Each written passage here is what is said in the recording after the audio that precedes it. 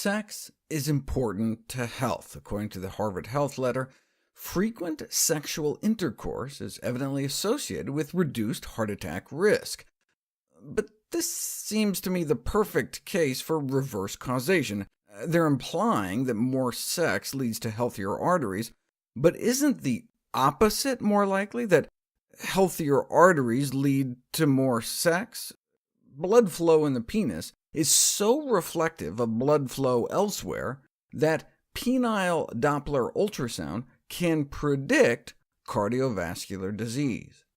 But low frequency of sexual activity may predict cardiovascular disease in men independently of erectile dysfunction, suggesting that sex may be more than just fun, but therapeutic. Or at least, so says an editor of the Journal of Sexual Medicine, in discussing whether or not frequent sexual activity should be prescribed to improve general health. In men, they suggest, it's because more sex means more testosterone.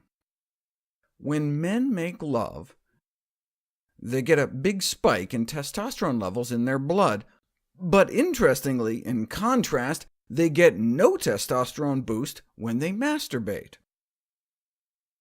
This may be because testosterone increases with competitive success, like if you win at a game of sports. While sex is not usually regarded as a competitive event, one's mental state afterwards could nevertheless be something like that of a winner, as opposed to the mental state after masturbation. The spike in sex hormones in the blood is so great that men's beards actually grow faster on days they have sex.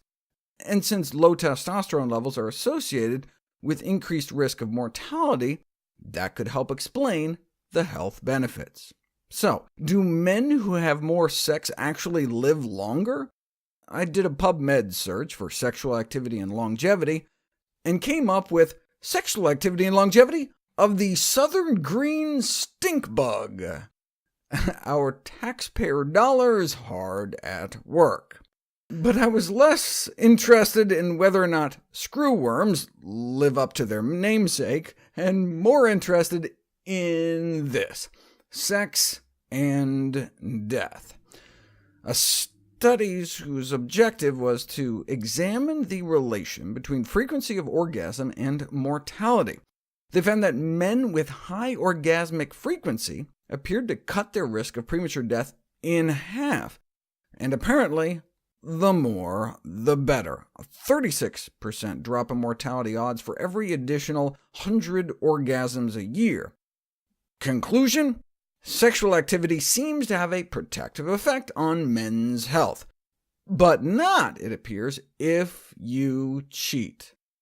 Unfaithfulness in men seems to be associated with a higher risk of major cardiovascular events like heart attacks and strokes.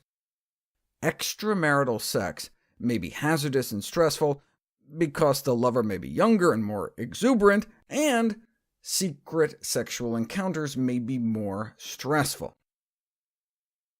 In a large autopsy series, the majority of cases of sudden death during sex occurred in men having extramarital intercourse.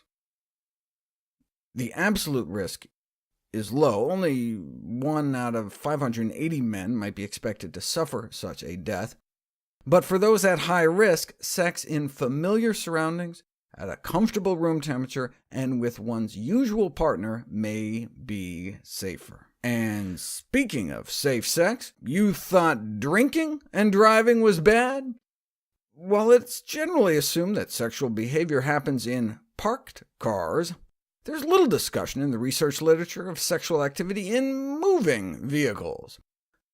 About 1 in 5 college students report engaging in sex while driving, nearly half while going more than 60 miles an hour, including feats likely involving distraction. Researchers suggest maybe this is something that should be warned about in health class. When done right, though, love may protect your lover's life. Given the benefits of sexual activity, intervention programs could be considered, perhaps based on the at least 5 a day campaign aimed at increasing fruit and vegetable consumption, although the numerical imperative may have to be adjusted.